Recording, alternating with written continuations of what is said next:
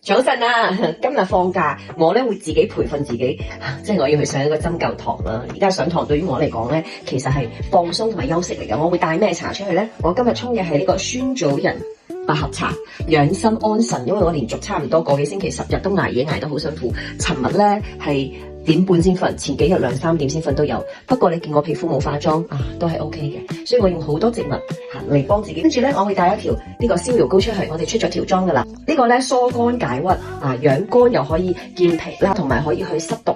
所以咧，佢係喺春天、夏天都非常之好嘅飲品，叫桑蒲逍遙膏。佢入邊咧有19種植物。咁我會帶出去沖，等我飲呢個酸棗仁茶咧，飲到冇乜味道嘅時候，我再沖入去。我要出發啦！呢個咧就係頭先我沖嘅嗰壺酸棗仁茶，攞咗啲上堂嘅資料就開始喺度上堂啦。咁啊，雖然好多人，我會戴住帽、戴住口罩，唔俾人哋知我係邊個，跟住喺度偷偷嘅學功夫。一入嚟咧就俾我哋個台嘅同學仔發現咗我係邊個。不過我好開心，因為呢度嘅所有人咁多人，全部都係真正好熱愛中醫，好想用中醫去幫到自己、幫到自己屋企人、幫到周圍嘅親朋戚友。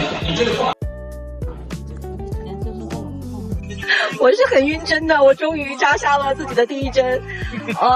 針灸我還是沒有敢下手，我已經緊張了3分鐘，給自己放出了第一滴血。你看我熬夜了，昨天不止昨天，這10幾天熬夜，血有點紅哦。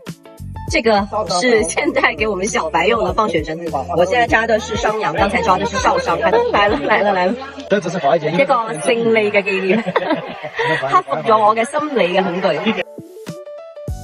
落咗第一支針，我一直係受惠於針灸，但係咧我好驚針。我以前手有各種問題啊，生完 BB 都係針灸針嚟嘅，但係我好驚針。